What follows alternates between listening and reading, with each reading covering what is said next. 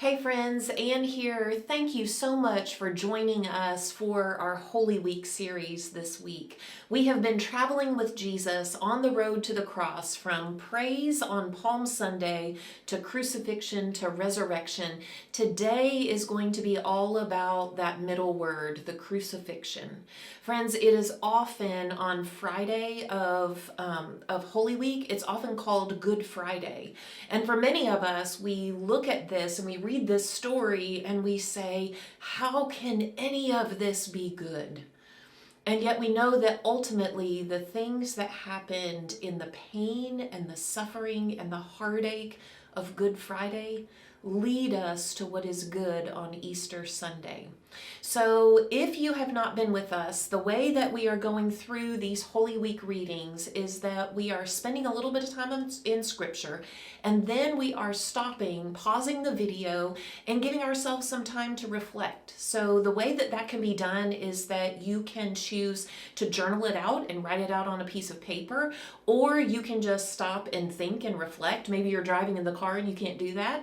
Or maybe you are watching this with somebody else, kind of like as a devotional that you're doing together. You can talk about it, or you can text back and forth and share. However God is calling you to reflect, I just encourage us during this week of Holy Week to spend some time reflecting on what this story of the gospel really means to us in our lives. So the last couple of days that we have spent together have been relatively short.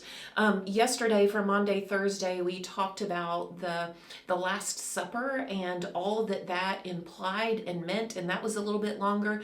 But I just want to prepare you. Today's teaching is long because a lot happens on Good Friday. So if you need to, you can even break this up and do some at one point of your day and the rest at another point in your day. But I do hope that you will dedicate the time, because Good Friday is the thing that enables Easter to be so full of celebration and resurrection. So let's go ahead and dig in. We are working through the gospel account in Mark, and we're going to be starting in Mark chapter 14 today. So let's go ahead and pick up in verse 43 where we had left off yesterday, where Jesus had just been up at the Garden of Gethsemane with his disciples. Verse 43 says this, "And immediately, even as Jesus said this, Judas, one of the 12 disciples, arrived with a crowd of men with swords and clubs. They had been sent by the leading priests, the teachers of religious law, and the elders. The traitor, Judas, had given them a prearranged signal. 'You will know which one to arrest when I greet him with a kiss. Then you can take him away under guard.' As soon as they arrived, Judas walked up to Jesus. 'Rabbi,' he exclaimed, and gave him the kiss. Then the others grabbed Jesus and arrested him, but one of the men with Jesus pulled out his sword and struck the high priest's slave, slashing off his ear. Jesus asked them, 'Am I some sort of dangerous revolutionary that you come with swords and clubs to arrest me? Why didn't you arrest me in the temple? I was there among you teaching every day, but these things are happening to fulfill what the scriptures say about me.' Then all of his disciples deserted him and ran away. One young man following behind was clothed only in a long linen shirt. When the mob tried to grab him, he slipped out of his shirt and ran away naked." Friends, I'm calling this part of the passage fight and flight. That when the soldiers came to arrest Jesus, they came at him with physical swords. And as a means of retaliation, we don't hear the name of the disciple here in Mark's gospel, but we know that this is Peter. And we know from other gospel accounts that this was Peter that wielded a sword and cut off the ear of the servant that was there. And we know from other gospel accounts that Jesus ended up healing that servant at that very moment in time. So we have this fight that is happening, that is on a physical level with physical armor, physical battle, right, with physical weapons. But what we don't see is the spiritual fight that is happening. Jesus has been trying to prepare his disciples for this. If you remember yesterday, we talked about that they were in the Garden of Gethsemane, they were praying, and Jesus kept going to them and asking them to keep watch in prayer, and they kept on falling asleep. He was trying to prepare them for the spiritual battle that was coming, but all they could see was the physical battle. And then we know that this one young man, he even, ended up running away naked. Remember, we heard yesterday also that Jesus had predicted that his followers would be scattered. And they absolutely insisted that they would not. And yet here we see this very thing happening. When we come across hard times and battles in our lives, we often have this instinct to either fight or flee. And in this case, this is exactly what we see displayed here among the disciples as Jesus was arrested. That first they tried to fight, and then they just tried to flee. But friends, often what we miss is that there is a spiritual battle that is going on. And we try to fight in physical ways with a physical weapon in a physical nature, when really what is needed in some of the battles and the challenges of our lives is spiritual. Spiritual weapons are so much more effective than physical weapons. And so this first time that we're going to stop and reflect today, I want you to think about a couple of questions in this moment. You're going to stop the video and then just begin to ponder and think or journal or talk to somebody with you. What battles are you fighting right now? And what spiritual weapons are at your disposal that you are not using? Do you tend to fight with physical means? Do you tend to fight verbally? Do you tend to fight back with physical threats? Or are you willing to engage a spiritual battle with spiritual weapons? Are you willing to engage the spiritual plane and the battle that is happening there for your soul, for your life, using spiritual weapons like the Word of God? Spiritual weapons like prayer. What would it look like to engage the battles that you're going through with spiritual weapons instead of just physical ones? So let's pause for a moment and reflect, and then we'll come back and continue on in this story. All right, so let's come back and we're going to start now. Jesus has been arrested and he is about to be tried and appear before the council. So we're starting in verse 53 of Mark 14, and it says this: They took Jesus to the high priest's home where the leading priests, the elders, and the teachers of religious law had gathered. Meanwhile, Peter followed him at a distance and went right into the high priest's courtyard. There he sat with the guards, warming himself by the fire. Inside, the leading priests and the entire high council were trying to find evidence against Jesus so they could put him to death.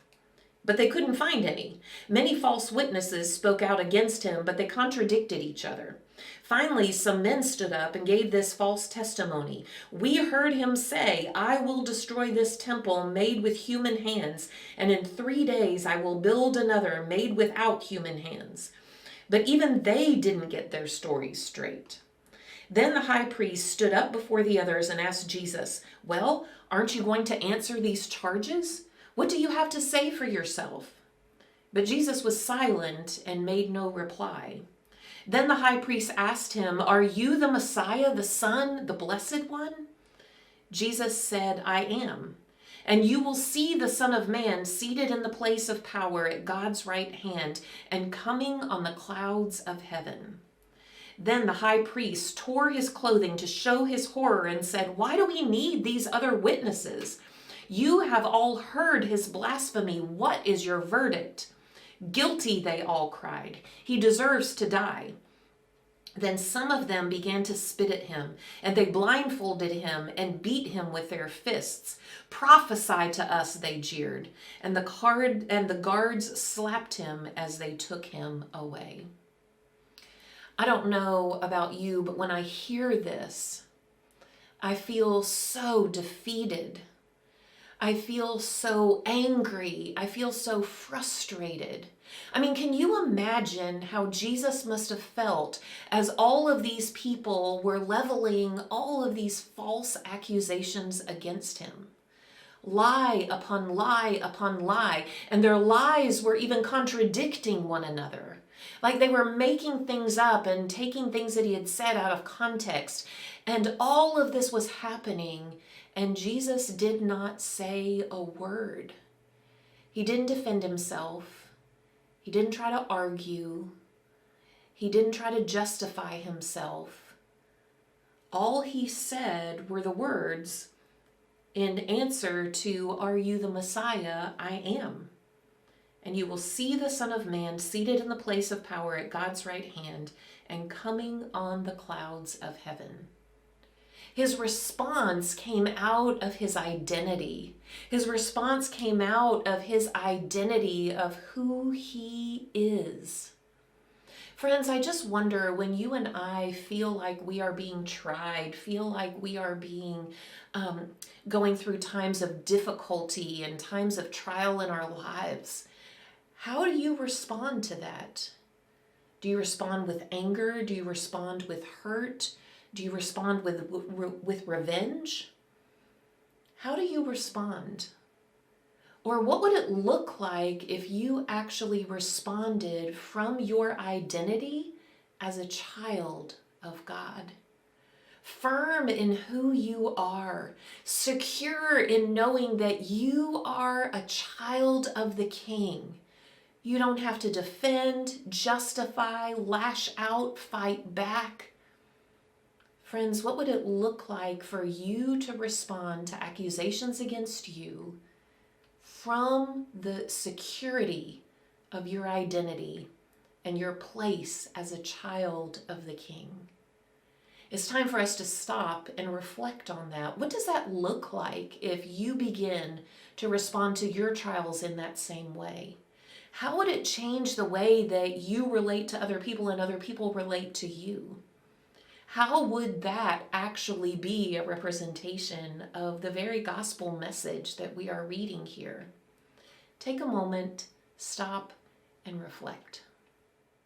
So friends, if you caught this, earlier we heard that Peter followed Jesus at a distance and went into the high priest's courtyard. That was back in verse 54. And now we're going to pick back up with Peter's part of the story in verse 66. It says this, "Meanwhile, Peter was in the courtyard below. One of the servant girls who worked for the high priest came by and noticed Peter warming himself at the fire. She looked at him closely and said, 'You were one of those with Jesus of Nazareth.' But Peter denied it. 'I don't know what you're talking about,' he said. And when he went out into the entryway, just then a rooster crowed. When the servant girl saw him standing there, she began to tell the others, 'This man is definitely one of them.' But Peter denied it again. A little later, some of the other bystanders confronted Peter and said, 'You must be one of them because you are a Galilean.' Peter swore, 'A curse on me if I'm lying. I don't know this man you're talking about.' And immediately the rooster crowed the second time. Suddenly, Jesus' words flashed through Peter's mind. 'Before the rooster crows twice, you will deny me 3 times that you even know me.' And he broke down and wept." Friends, do you remember that time that Jesus predicted this? And Peter said, "No, absolutely not. I will never deny you. I will never leave you." And yet Peter scattered with the rest and was watching Jesus from afar. And in that moment, insecurity flooded him, an uncertainty that, was Jesus really who we thought he was? Doubt consumed him, and fear took over his entire being. And he responded from that place. And he responded with a denial. He responded with a betrayal. We often think about how Judas was the betrayer, but yet in the same way, Peter also denied and betrayed Jesus. The question for this next portion of our time together with Stop and Reflect is, when have you denied your faith in Jesus in front of a crowd? Have you ever been with people who were trying to get you to do something through peer pressure, and they were trying to convince you that it was okay, it was not that bad, it was no big deal. You don't have to do this, you don't have to follow this strict way of being in the world like Jesus did. It just doesn't make any sense, it's no fun. And have you ever denied Jesus in front of a crowd like Peter did?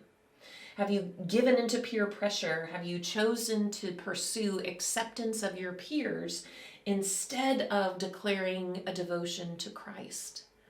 In this moment, when we stop the video, I encourage you just to take time to pray a prayer of confession. Just to ask God to forgive you for the times that you, like Peter, have denied Jesus in front of your peers. That you have responded to other people instead of with assurance and faith, that you have responded with fear and doubt and given into denial. Friends, let's stop for just a moment and pray that prayer of confession. So you can imagine the scene in front of you. Peter is off to the side. He's denying that he has known Jesus. He's kind of warming his hands by a charcoal fire, trying to keep warm, but yet continue to watch what's happening.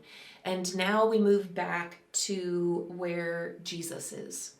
This is starting in chapter 15, verse 1, and it says this: "Very early in the morning, and the leading priests, the elders, and the teachers of religious law, the entire high council met to discuss their next step.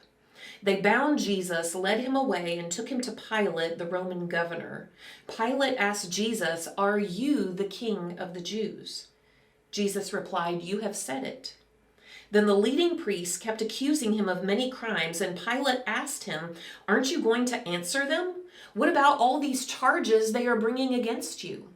But Jesus said nothing, much to Pilate's surprise. Now it was the governor's custom each year during the Passover celebration to release one prisoner, anyone the people requested. One of the prisoners at that time was Barabbas, a revolutionary who had committed murder in an uprising. The crowd went to Pilate and asked him to release a prisoner as usual.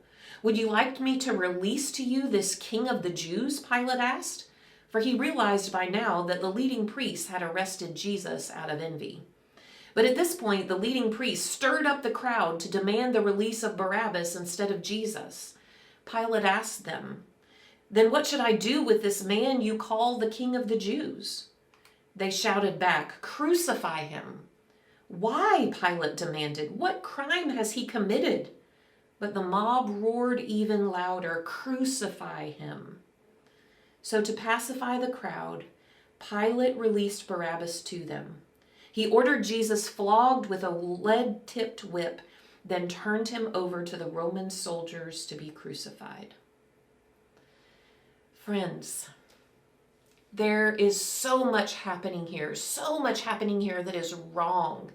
We hear of Pilate. Pilate is really almost trying to do his best to get Jesus released. He knows that Jesus is not guilty of anything. He recognizes that Jesus has just been the object of envy for these religious leaders that are calling for his death. Friends, the same people that we talked about at the beginning of this week, who were shouting out praises to Jesus, who thought he was going to be a king to deliver them politically from all of the slavery and all of the persecution that they were experiencing with Rome, they then denied him, turned their back on him, and they actually called for his death. Crucify him. Instead of releasing Jesus, they released a murderer. And they stuck by their decision. Friends, I want you to know that that sentence that Jesus received, to be crucified, to be killed for things that he did not even do, that is our sentence. That is not the sentence that Jesus deserved. It is the sentence that each and every one of us deserves. We deserve that death sentence. We deserve that punishment because of the sins that we have done. But friends, Jesus was that ultimate sacrifice. He was the one that took on all of our guilt and shame, and he took the sentence that was meant for us. We're going to take time to stop and reflect right now.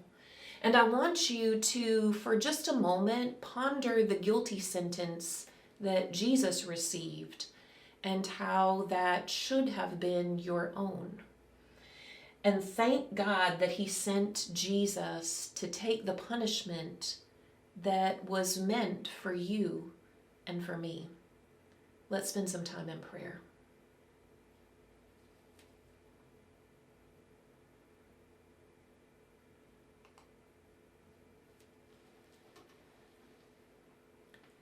So Jesus has now received the death sentence. And we pick up in verse 16, and it says this: "The soldiers took Jesus into the courtyard of the governor's headquarters, called the Praetorium, and called out the entire regiment. They dressed him in a purple robe, and they wove thorn branches into a crown and put it on his head. Then they saluted him and taunted, 'Hail, King of the Jews!'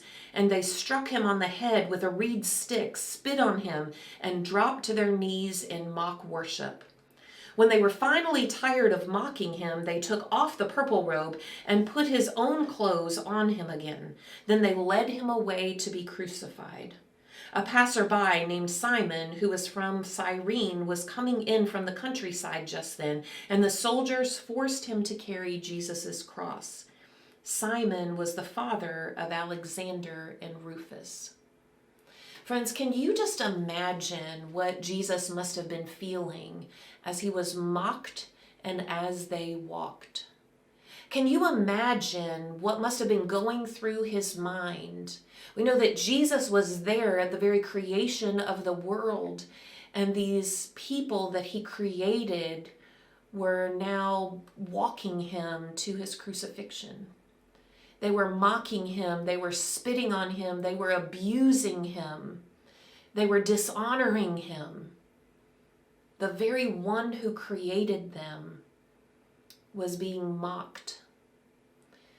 And then there is this man, Simon, who was put into service to carry Jesus' cross.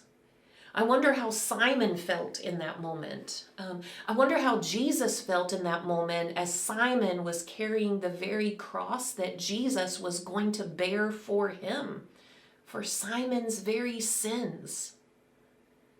Friends, we're going to stop and reflect once again on what this really means to us. And the things that I want you to think about is to consider how Jesus must have felt knowing his own kingship, yet being mocked by the very people that he created.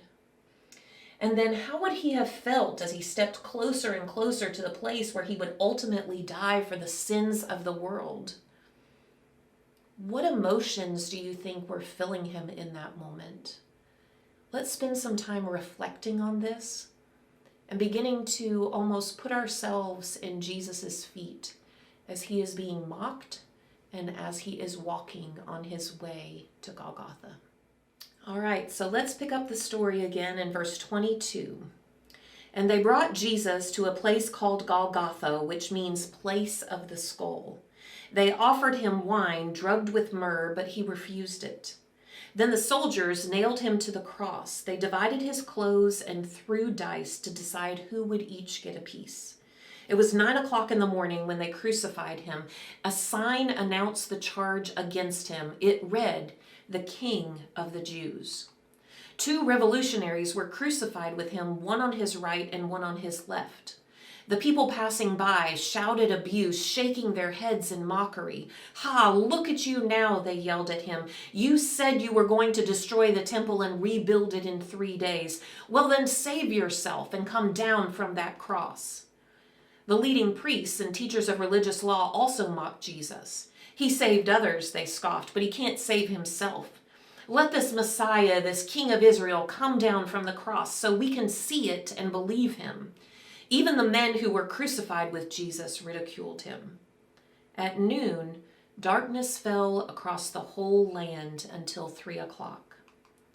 Then at 3 o'clock, Jesus called out with a loud voice, "Eloi, Eloi, lema sabachthani," which means, my God, why have you abandoned me?" Some of the bystanders misunderstood and thought he was calling for the prophet Elijah. One of them ran and filled a sponge with sour wine, holding it up to him on a reed stick so he could drink. "Wait," he said, "let's see whether Elijah comes to take him down." Then Jesus uttered another loud cry and breathed his last. And the curtain in the sanctuary of the temple was torn in two from top to bottom.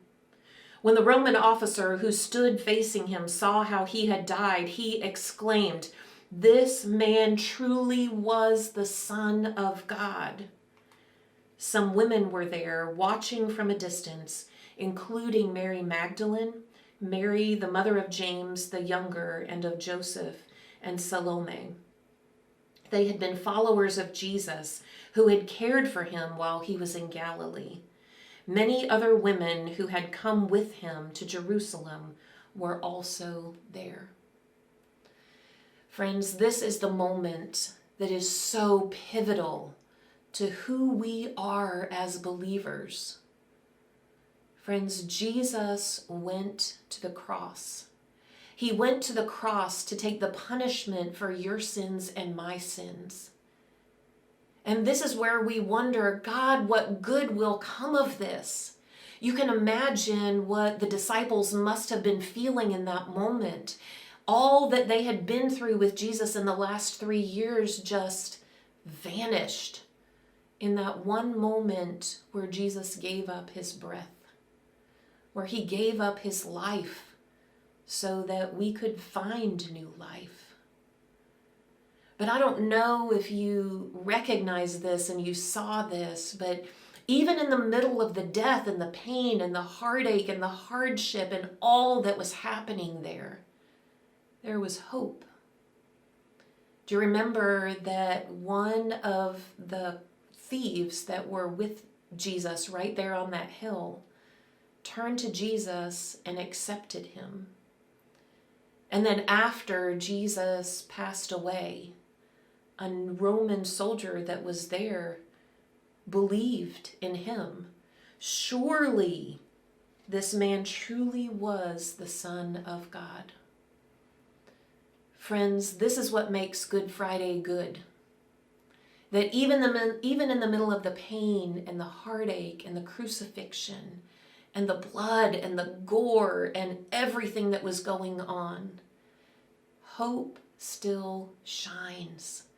There is still a place for hope. So we're going to stop and we're going to consider, we're going to reflect.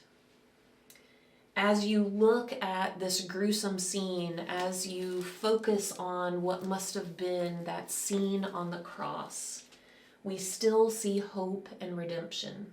A thief came home to Jesus and a centurion believed Jesus was the Son of God. Hope is always present in the pain. Stop and reflect a moment. What is the hope for you in the midst of Jesus' pain on the cross? All right, friends, this is going to be our last section. I know that this has been a long, hard day as we look at the life of Jesus on this Friday. And we're going to end it with chapter 15. We're going to read down to the rest of chapter 15, starting with verse 42. This all happened on Friday, the day of preparation, the day before the Sabbath. As evening approached, Joseph of Arimathea took a risk and went to Pilate and asked for Jesus' body. Joseph was an honored member of the high council, and he was waiting for the kingdom of God to come. Pilate couldn't believe that Jesus was already dead, so he called for the Roman officer and asked if he had died yet. The officer confirmed that Jesus was dead, so Pilate told Joseph he could have the body. Joseph brought a long sheet of linen cloth. Then he took Jesus' body down from the cross, wrapped it in the cloth, and laid it in a tomb that had been carved out of the rock. Then he rolled a stone in front of the entrance. Mary Magdalene and Mary, the mother of Joseph, saw where Jesus' body was laid. The end of this very long day. Once again, we're going to stop and reflect in this moment. And what I want you to begin to do is think about, as we have read the story of Jesus' burial, what thoughts are going through your mind? Are you grateful? Are you regretful? Are you grieving? What is it that runs through your mind? What emotions are present? And then pray and take your emotions to God. Telling him how you feel about this, giving him all that you are feeling and long to express, and then thank him for the gift of Jesus' death, because it is through his death that we can be free.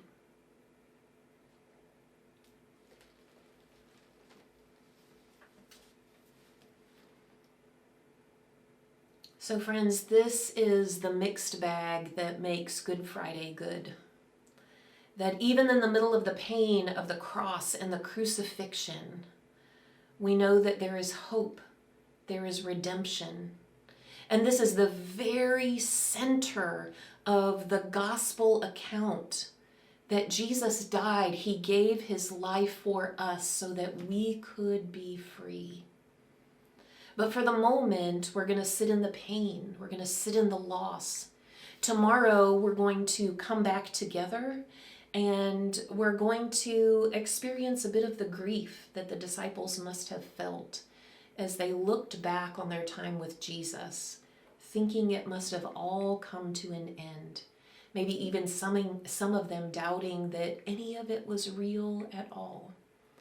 So friends, today, wherever you are, I hope that you will sit with that pain, sit with that grief, but yet know that there is hope in the middle of the pain, because Friday was a good Friday. Have a good day.